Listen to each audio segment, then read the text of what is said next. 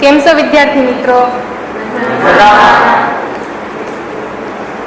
હળવી કસરત કરાવું તમને. ઉપર હાથ, આગળ, માથા પર, કાન પર, મોં પર, કમર પર વ્યવસ્થિત બેસી જાઓ. હું તમે જે પ્રશ્ન પૂછું ને એમનો ઊંચી આંગળી કરી અને ઊભા થઈને જવાબ આપજો. પાયાની માહિતી આપણને શેમાં મળે? બોલો જરા. આપણે અગાઉની માહિતી જાણવી હોય તો એમને કેવી માહિતી કહેવાય? મતલબ આપણે શેમાંથી જાણી શકીએ? પૌરાણિક ગ્રંથોમાં. આપણે શિલાલેખમાં શું હોય?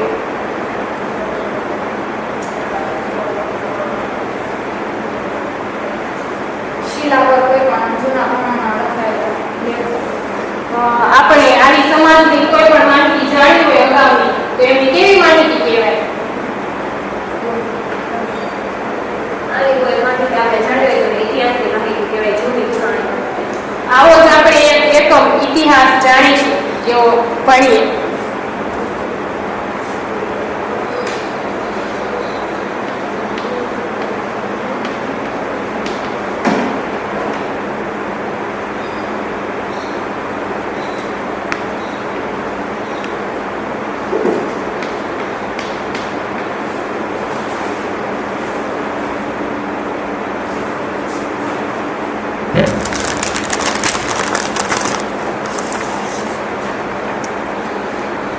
તાડપત્ર.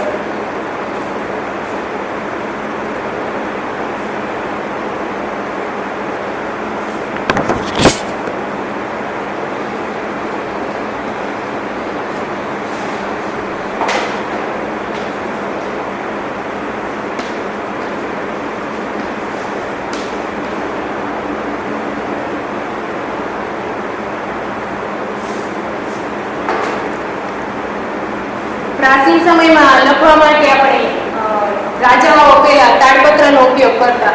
તાડપત્ર એટલે તાડ વૃક્ષના પર્ણ દ્વારા લખાયેલો લેખ જેમાં કોઈ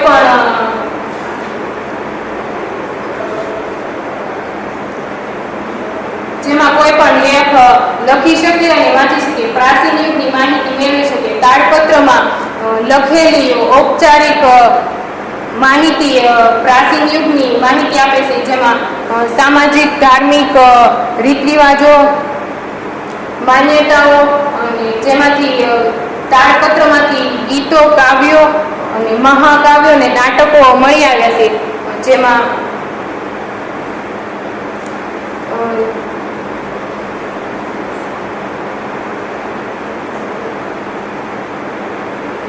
જેમાંથી આપણે શિક્ષા, વિદ્યા, વિજ્ઞાન, રિવાજો અને કુશળતા પહેલાના રાજાઓ જાણી શકે છે. એવો જ આપણે કે એનો બીજો ટોપિક વાત થાય ભોજપત્ર. હા, જે એમ માહિતી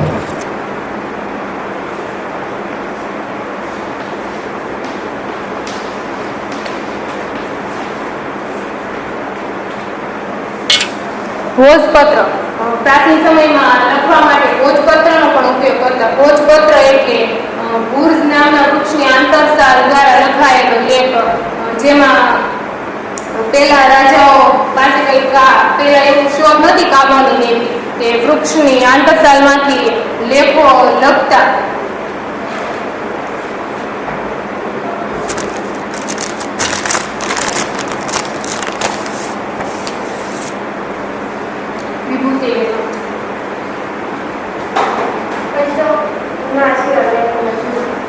અભિલેખ પણ કહેવાય.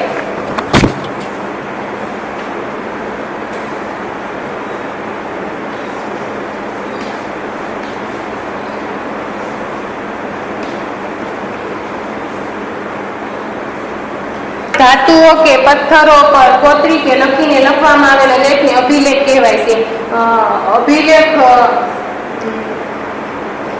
અભિલેખ ઇતિહાસની ઘણી જ માહિતી દર્શાવે છે, જેમાં રાજા અને રાણીઓ પોતાના ધાર્મિક રિવાજોની અને માહિતીના પોતાના રાજ્યમાં અભિલેખ અને શિલાલેખ લખાવે છે.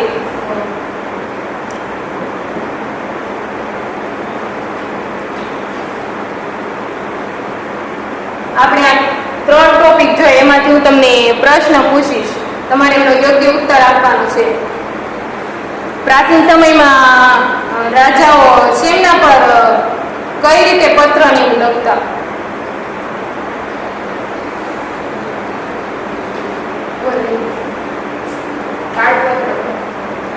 તાડપત્ર એટલે શું?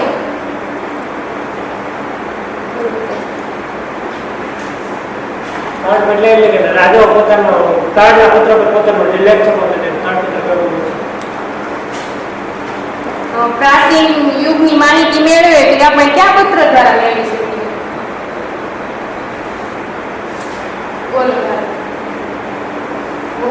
ભોજપત્ર દ્વારા. ભોજપત્ર એટલે શું?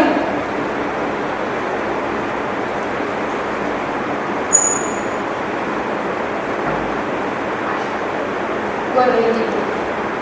ભુજ વૃક્ષની છાલ પર લખવામાં આવેલું.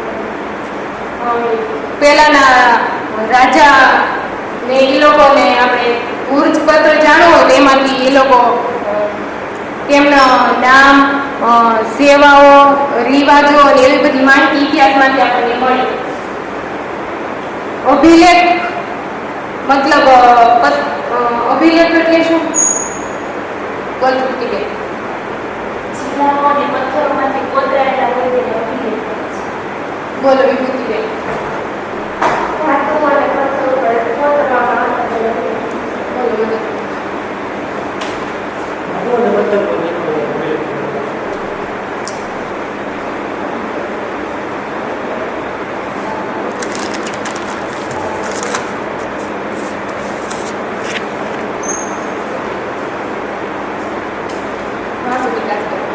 સિક્કાઓ. ઉભા રહે. સિક્કાઓ. જાનવીબેન બોલો. સિક્કાઓ. સિક્કાઓ.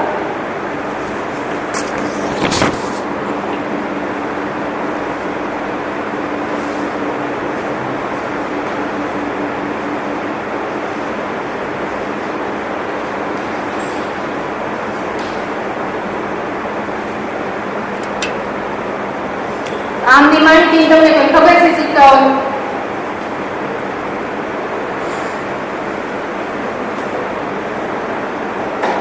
બોલો વિભૂતિબેન. સિક્કાઓ ઇતિહાસ જાણવા માટે અગત્યના છે. બોલો વિભૂતિબેન. સિક્કાઓ પર રાજાઓના નામ, ધર્મ, સંસ્કૃતિ વગેરે છે. ઇતિહાસ જાણવા માટે સિક્કા ખૂબ અગત્યનું માધ્યમ છે કહેવાય ને. એમાંથી આપણને ઘણી બધી માહિતી મળે. રાજાઓના નામ, એ લોકો પહેલા બધા શું કરતા એ બધું જોવા મળે. સિક્કા ઇતિહાસ જાણવાનું અગત્યનું માધ્યમ છે. બોલો. ભારતમાં ઈસવીસન 5મી સદીમાં પંચમાર્ક સિક્કા મળ્યા. ભારતમાં ઈસવીસન પૂર્વેની 5મી સદીમાં પંચમાર્ક સિક્કા મળ્યા. પંચમાર્ક સિક્કા સૌથી જૂનો સિક્કો કહેવાય.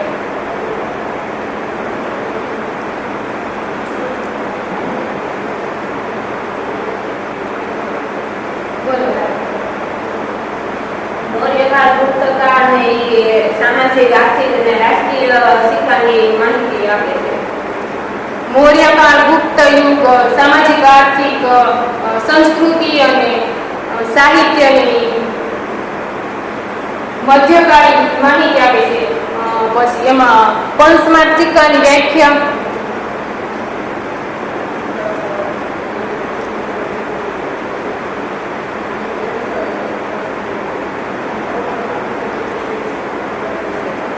પંચમાર્ક સિક્કા કોઈ પણ ધાતુને બીબામાં ઢાળી અને દબાણ આપી બનાવવામાં આવતા સિક્કાને પંચમાર્ક સિક્કા કહેવાય. વ્યાખ્યા કોણ બોલશે? બોલો દીદી. કોઈ પણ ધાતુને બીબામાં ઢાળીને બનાવવામાં આવતા સિક્કા. બોલો તારાબેન. ધાતુઓના ટુકડાઓને છાપ કરવા માટે બીબામાં ઢાળીને તેને ઉસાવવામાં આવતા સિક્કાને સિક્કા કહે છે. બોલો મનોવૃત્તિ. ધાતુને બીબામાં ડાળે અને તેના બદલે છે આપત્તિને બનાવવાની શિકાર કરી. બોલો અલ્પેશભાઈ. ધાતુઓને ઓગાળીને બીબામાં ધાતુઓને બીબામાં ઢાળી અને તેમના પર દબાણ આપી ઉપસાવવામાં આવતી સાપને પંચમાર્ગ સિક્કા કહેવામાં આવે છે. અત્યાર સુધીના બધા મુદ્દા નામ મળશે. જે ટોપિક લીધા એ બોલો બીજી. તાડપત્ર, ભોજપત્ર, અભિલેખ અને સિક્કાઓ. બોલો ધારા. તાડપત્ર, ભોજપત્ર, અભિલેખ અને સિક્કાઓ. બોલો વિભૂતિબેન. તાડપત્ર, ભોજપત્ર, અભિલેખ અને સિક્કાઓ. બોલો જનકભાઈ. તાડપત્ર, ભોજપત્ર, અભિલેખ અને સિક્કાઓ. વિશ્વાસભાઈ. તાડપત્ર, ભોજપત્ર, અભિલેખ અને સિક્કાઓ. બોલો તૃપ્તિબેન. તાડપત્ર, ભોજપત્ર, અભિલેખ અને સિક્કાઓ. આપણે માનવી સૌથી પહેલા શરૂઆત છે ને કરી માનવી ભટકતું જીવન જીવતો હતો ને. માનવી એક જગ્યાએથી બીજી જગ્યાએ પ્રવાસ પર્યટન કરતો હતો. તે જુદી જુદી માહિતી એકઠી કરતો હતો. વિવિધ દેશની ઇતિહાસ જાણતો હતો, જે આપણને જણાવતો હતો. જ્યારે માનવી ખેતીની શરૂઆત કરી, પછી વિવિધ સાધનોની શરૂઆત કરી, ત્યારે સ્થાયી જીવન જીવવા લાગ્યો. આમાં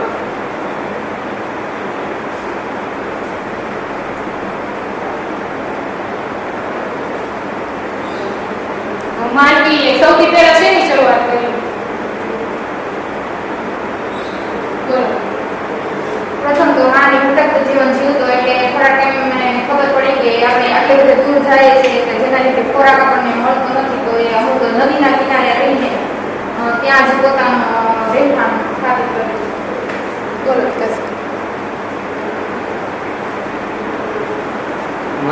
માનવી પહેલાના જીવનમાં આમ તેમ ભટકતો હતો. પહેલા તેને શું કરવું તે કઈ ખબર ન પડતી, પણ જ્યાં આજુબાજુમાં તેને એનો ખોરાક ના મળે તો ત્યાં ભટકતો, અને જ્યાં તેને પૂરતો પ્રમાણમાં ખોરાક મળી રહ્યો ત્યાં તેનો વસવાટ કરતો.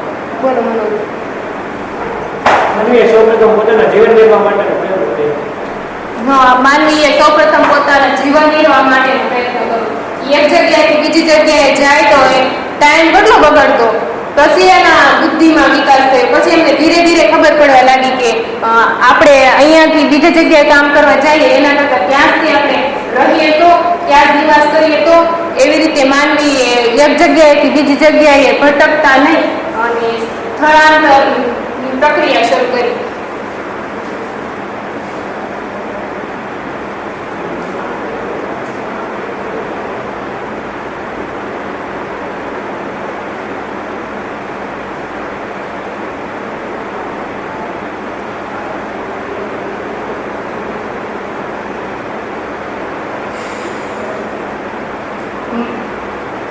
માનવી એક ગામમાંથી બીજા ગામમાં જઈ પ્રવાસ પર્યટન કરતો. એમણે બીજા ગામની ઇતિહાસ જાણતો. તમને તમારા ગામના ઇતિહાસની ખબર છે? હાલો, બધાએ કહેવાનું છે એના ગામના ઇતિહાસની થોડી થોડી વાતો કરવાની છે. બોલો તૃપ્તિબેન, જે ખબર હોય. અમારા ગામનો ઇતિહાસ પાદરે પેલા જૂના જમાનાનું મોટું વડ છે. પછી એક નદી છે, 3-4 મંદિર છે. વિશ્વાબેન. અમારા ગામમાં જૂના જાણીતો મીરાબાગ પેલેસ છે, તેમાં વિવિધ પ્રકારના ચિત્રો જોવા મળે છે.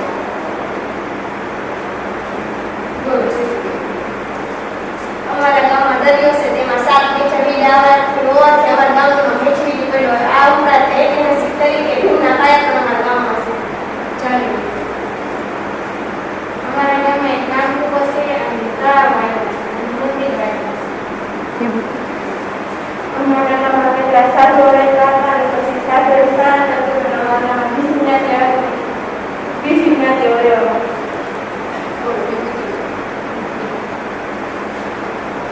પ્રથમ અમારા ગામનું નામ ટીંડી હતું, ત્યારબાદ ત્રિંબાવતી નગરી અને ત્યારબાદ ટીમાણા નામ પડ્યું હતું. અમારા ગામમાં પોપટવાડી આવે છે, જેમાં ગાયને બચાવવા માટે તે પાળિયા બની ગયા હતા, તેનું સ્મારક પણ છે હજી. અમારા ગામમાં જૂનું વડલો છે તેની વિશે અમુક નામના ઋષિ તપ કરતા હતા, તેથી અમારા ગામનું નામ પોપટ પડ્યું. મારા ગામના શેઠ જેના લગ્ન કાળે અમારા ગામની કે સૂત્ર હતું. અમારા ગામમાં સૌપ્રથમ ચાવડા પરિવાર રહેવા આવ્યો તે ત્યારથી અમારા ગામનું નામ સકડિયા પડ્યું. અમારા ગામમાં જૂનો વડ છે અને શંકર ભગવાનનું મંદિર પણ છે. અમારું ગામ ખૂબ નાનું છે. મારા ગામનું નામ કાટરવાળા છે. અમારા ગામમાં એક ડુંગર હતો, એમના પર એક મહેલ હતો. ઈ મહેલ પડી ગયો હતો. એમાં એક રાજા રાણી રહેતા હતા અને એમનો છોકરો રહેતો હતો. એમના છોકરાનું નામ ઘટોત્કચ હતું. તેમના પરથી અમારા ગામનું નામ કાટરવાળા પડ્યું.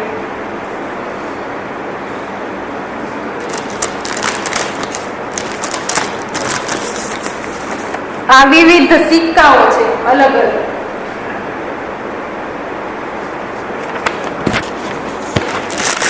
પંચમાર્ક સિક્કો, એમાં આપણે 5 ઓલી બતાવે ને,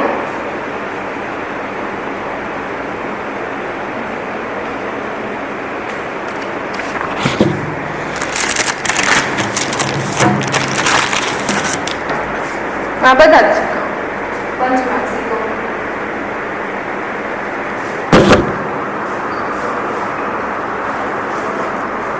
સિક્કા ઉપર એ ઘણી માહિતી બતાવે.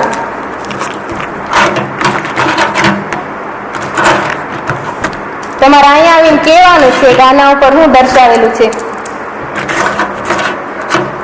આ વિવિધ સિક્કાઓ છે. હાલો નિધિબેન.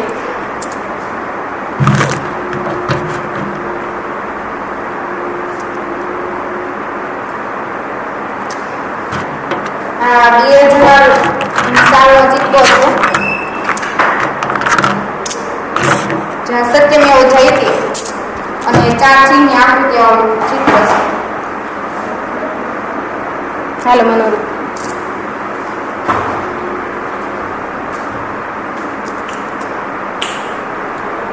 આ એક રૂપિયાનો સિક્કો છે, જેમાં બે ગૌરી ડુંડી અને 2003 છપાયો છે તે દર્શાવે છે, અને પાછળ આપણી રાષ્ટ્રીય મુદ્રાની આકૃતિ છે. સારા બેટા.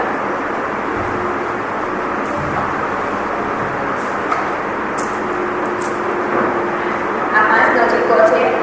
આ 2018 સાલનો મહિનો છે.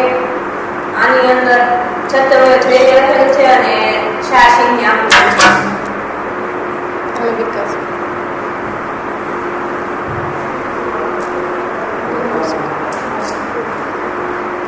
આ 2 રૂપિયાનો સિક્કો છે, 2010 સાલ છે. અને સત્યમેવ જયતેનો 4 સિંહના મુખવાળું સ્તંભ. હાલો વિભૂતિ.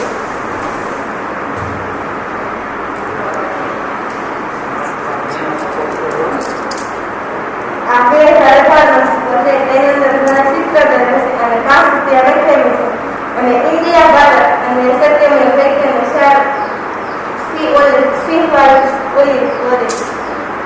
હાલો.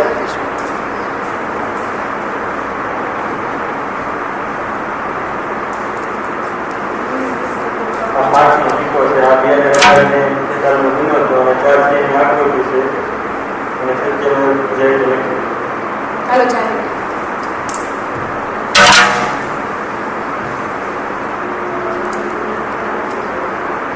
આ રૂપિયાનો સિક્કો છે, 1998 ની સાલ છે.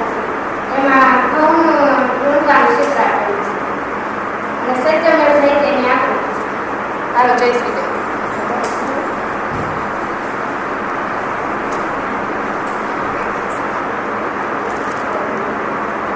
આ 2008 નો સિક્કો છે, ભારત ઇન્ડિયા લખેલી. આમાં સત્યમેવ જયતે અને 4 સિંહની આકૃતિ છે. હાલો કૃતિ.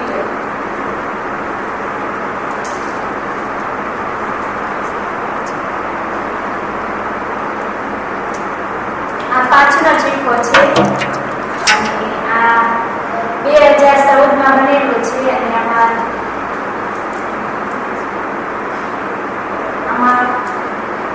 જોઈએ છે હાલો છો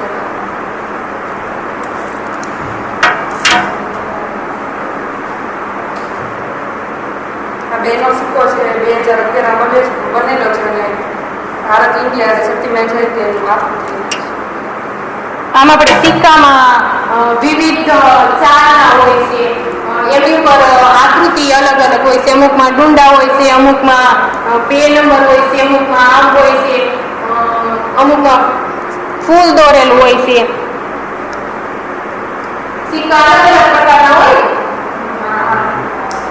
હાલો એટલે નામ બોલવાના એટલે અત્યારે આપણે જોઈએ એમ જ તે બોલ એકનો સિક્કો જેમાં કોની કોણીનું ચિત્ર છે. બોલો વિભૂતિ જેનો સિક્કો છે એમાં બે નામ સિંહ બદલેલા છે. બોલો 5નો સિક્કો છે એમાં ચૈત્યમાં જે લખેલું છે અને શાહજીની મૂળવાળ આકૃતિ છે. બોલો જય રૂપિયાનો સિક્કો જેમાં મધ્યપ્રદેશ નામનું સિંહ આવેલું છે.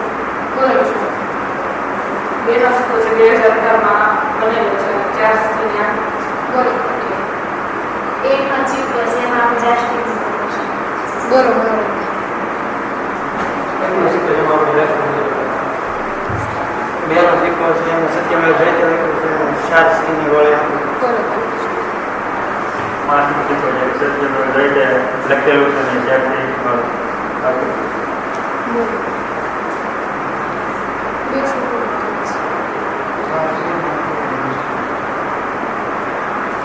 ખેતીનું સ્થાન આપણા દેશને 2 નામથી ઓળખવામાં આવે. તમને ખબર છે બોલો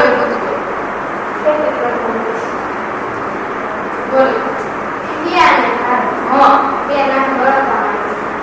હા આપણા દેશને 2 નામથી ઓળખવામાં છે ઇન્ડિયા અને ભારત બોલો બોલો ઇન્ડિયા શબ્દ ઇન્સ પરથી આવ્યો છે. હા ઇન્ડિયા અને ભારત ભારત ઋગ્વેદમાંથી મળી આવેલું છે ભરત નામનો માનવ સમૂહ છે એ પશ્ચિમથી ઉત્તર દિશા તરફ જઈ અને આવેલો છે તેથી ત્યાં સ્થાયી થયેલો છે તેથી આપણા દેશનું નામ ભારત પડ્યું બોલો હાલો બોલો કૃતિબેન.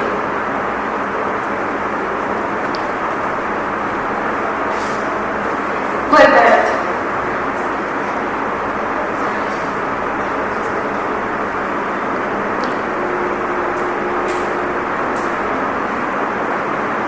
ભરત નામનો માનવ સમૂહ છે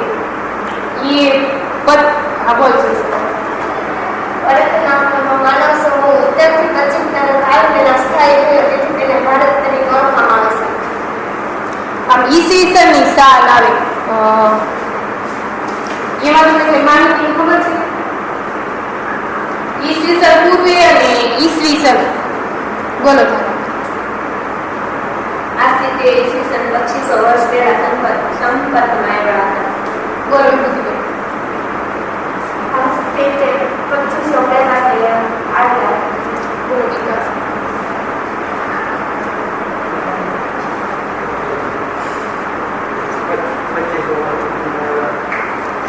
બોલો મંજુ.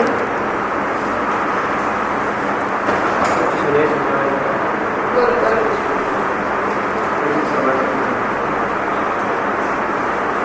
કૃતિબેન બોલો આજથી તે 2500 વર્ષ પહેલા ઈસવીસન એટલે શું અને ઈસવીસન પૂર્વે એટલે શું એ કોઈ ખબર ઈસવીસન પૂર્વે એટલે એટલા વર્ષો પહેલા વિભૂતિબેન બોલો ઈસવીસન એટલે ઈસુ ખ્રિસ્તીના જન્મ પછી અને ઈસવીસન પૂર્વે એટલે ઈસુ ખ્રિસ્તીના જન્મ પહેલા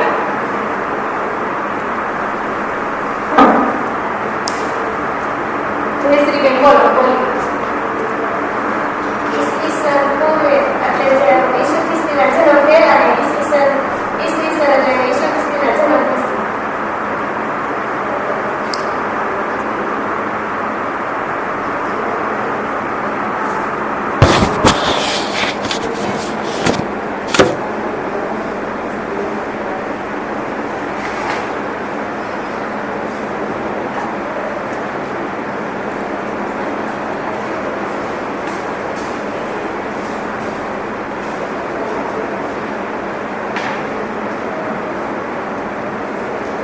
સિક્કામાં કેવા કેવા જાતના સિક્કા અત્યારે મેં બતાવ્યા એનું નામ તમને આવડે?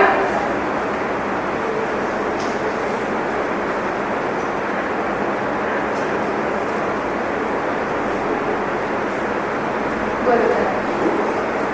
પંચમાર્ક સિક્કા,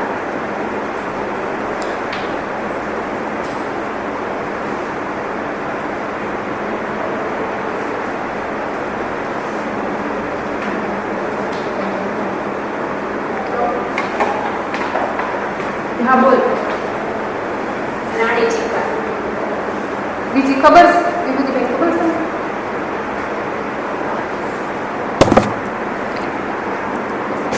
હશે ને તમારે? હા બોલ ધારાબેન. પહેલાના સમયમાં સોના ચાંદીના સિક્કા બનાવવામાં આવતા હતા. હા, અત્યારે પરિવર્તન આવ્યું ને. તમારે અહીંયા આવીએ ને પ્રશ્ન પૂછવાનો છે, આ લોકો જવાબ આપશે. હા ધારાબેન.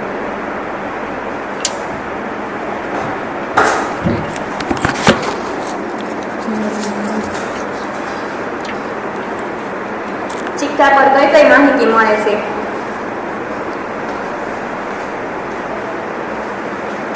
સિક્કાઓ પર તેમજ કઈ સાલમાં બનેલો છે તે માહિતી તેમજ દેશની રાષ્ટ્રીય મુદ્રા તેમજ દેશની અન્ય વિશિષ્ટ આકૃતિઓ અને વિશિષ્ટ સ્થાપત્યોની આકૃતિઓ જોવા મળે છે.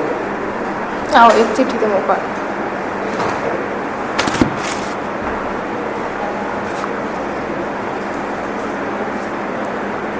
તાડપત્ર અને ભોજપત્ર બીજા ક્યાં નામથી ઓળખવામાં આવે છે? તાડપત્ર અને ભોજપત્ર બીજા ક્યાં નામે ઓળખવામાં આવે છે? હસ્તપ્રકૃતિ. આવો નિધિબેન ચિઠ્ઠી.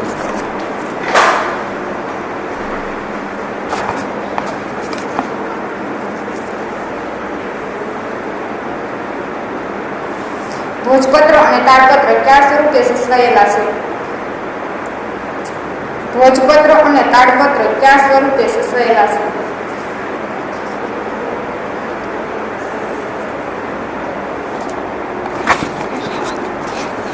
બોલ. પોથી સ્વરૂપે. હા, ભોજપત્ર અને તાડપત્ર પોથી સ્વરૂપે સચવાયેલા છે. આવો પ્રશ્ન.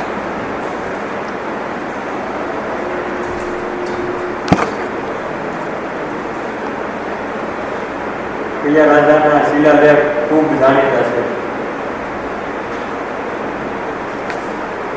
બોલો. અશોક સમ્રાટના શિલાલેખ જાણીતા છે. સ્વાધ્યાયન કાર્યમાં તમારે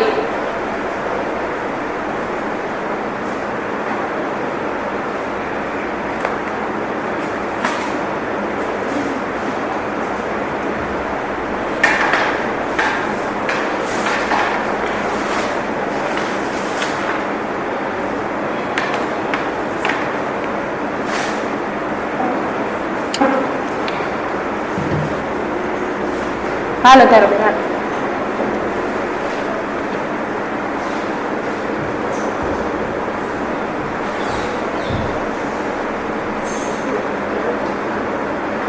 હાલો મનોરથ થાય.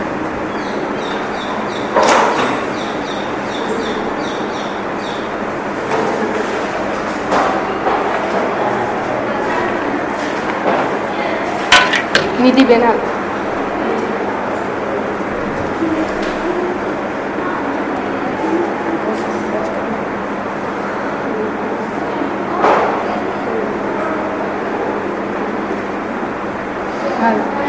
હાલો અલ્પેશ.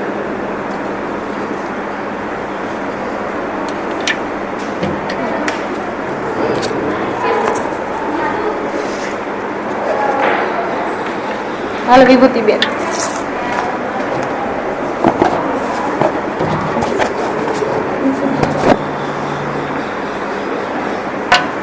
સ્વ અધ્યયન કાર્યમાં તમારે ઇતિહાસની માહિતી મેળવવાની. તમારા દાદા દાદી તમને કામ